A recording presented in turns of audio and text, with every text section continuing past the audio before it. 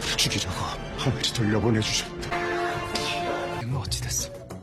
그 미녀랑 잤어? 바로 조선에.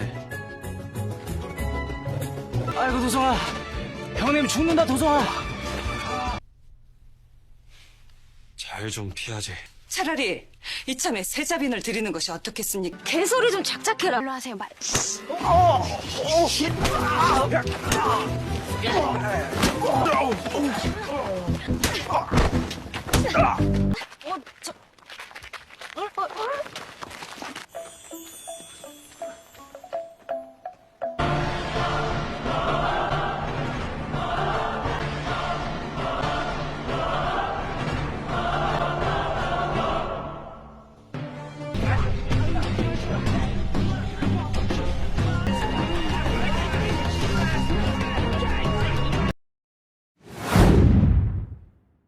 Di suatu malam di kerajaan Joseon, beberapa pemberontak masuk ke dalam istana dan membunuh para prajurit.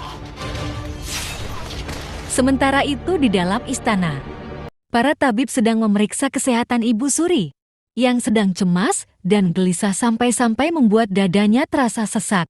Tabib pun menyuruh Ibu Suri untuk menenangkan pikirannya. Lalu tabib pun pergi untuk membuatkan ramuan Ibu Suri. Di perjalanan tabib melihat Raja Haejong yang sedang mencari udara segar. Raja pun menanyakan keadaan Ibu Suri. Namun tidak lama kemudian, komandan datang memberitahu Raja kalau istana sedang diserang pemberontak. Komandan pun menyuruh Raja untuk masuk dan berlindung. Para pemberontak berhasil masuk ke dalam bangunan utama dan tanpa ragu menghabisi semua pengawal dan pelayan istana. Setelah itu masuk ke kamar Raja. Saat komandan bertanya, "Siapa kamu?" Pemberontak itu membuka topeng dan menjelaskan dia adalah prajurit Raja Makzul. Raja sebelumnya yang tidak terima Raja Haejong menempati tahta. Setelah itu, pemberontak itu pun menyerang. Komandan pun bertarung melawan mereka. Saat komandan lengah, pemberontak itu hendak melukai Raja. Dengan cepat tabib kerajaan Choi Sang-rok melindungi Raja dan terluka. Melihat Raja dalam bahaya, komandan pun langsung menghabisi pemberontak itu. Saat kesakitan Choi Sang-rok mengingatkan Raja untuk memastikan putra mahkota aman. Raja pun menyuruh komandan untuk memeriksa putra mahkota. Namun, saat diperiksa putra mahkota tidak ada di kamarnya. Dia meminta pengawalnya untuk menggantikannya. Di desa seorang penjual buku tengah bercerita di tengah masyarakat. Lalu putra mahkota Yigun dan adiknya Pangeran Dosong menyamar dan bergabung dengan mereka. Dan juga membeli buku itu dengan harga mahal. Penjual itu pun kaget dan mengajak mereka ke paviliun. Penjual itu mengenalkan temannya yang berpura-pura menjadi Pangeran Haesung, anak rahasia raja. Mereka meminta Yigun untuk menyumbangkan uang untuk dana militer, untuk membangun pasukan untuk melawan raja pengkhianat. Yigun yang mendengarnya tidak tahan ayahnya dijelekan. Yigun pun langsung menghajar pangeran palsu itu. Setelah itu, mereka bertarung melawan penipu itu.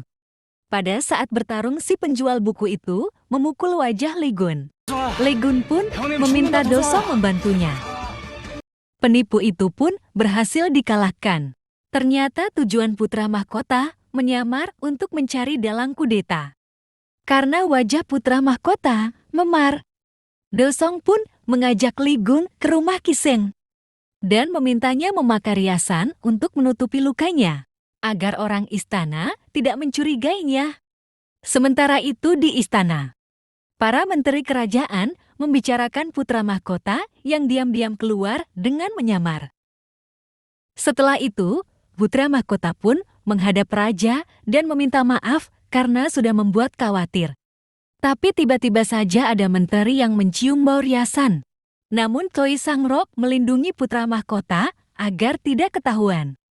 Choi Sang-rok pun mengatakan kalau bau itu berasal dari wadah parfumnya yang rusak. Raja pun meminta Ligun menemui Ibu Suri. Lalu di sana putra mahkota menjelaskan dia keluar hanya ingin menemui adiknya Dosong. Saat raja bertanya, kenapa Yi Gun datang ke rumah Kiseng? Li Gun hanya meminta maaf karena takut rencananya akan ketahuan. Raja mengira Li Gun keluar untuk bermain wanita. Ibu Suri pun berinisiatif menikahkannya agar putra mahkota tidak keluar istana. Raja dan ratu pun menyetujuinya. Ibu Suri berencana menikahkan putra mahkota dengan putri tabib Sangrok. Karena Ibu Suri melihat kesetiaannya kepada raja. Putri tabib Sangrok bernama Choi Myung-yeon sedang bekerja di klinik bersama pelayannya Owol.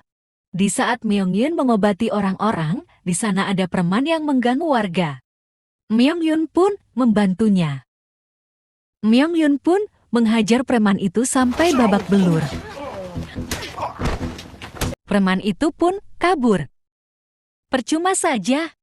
Mereka akan kembali, kata Owol. Lalu Myung-yeon pun kembali lagi menemui preman itu untuk bertaruh minum, agar preman itu tidak kembali mengganggu warga. Myung-yeon dan bos preman itu pun minum.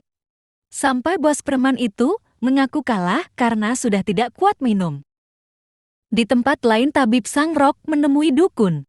Dukun itu mengatakan kalau Myung-yeon itu membawa bencana dan akan menjanda. Namun ada cara untuk mencegah itu terjadi. Tapi risikonya bisa membuat pencapaian tabib Sangrok hancur. Jika tabib Sangrok tidak melakukannya, masa depan putrinya yang akan hancur. Myung-yeon pulang ke rumah dalam keadaan mabuk. Owol membantunya dan mencuci kaki Myung-yeon.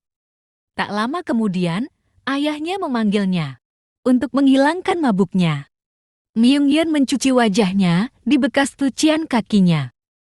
Setelah itu Myung-yeon pun menemui ayahnya.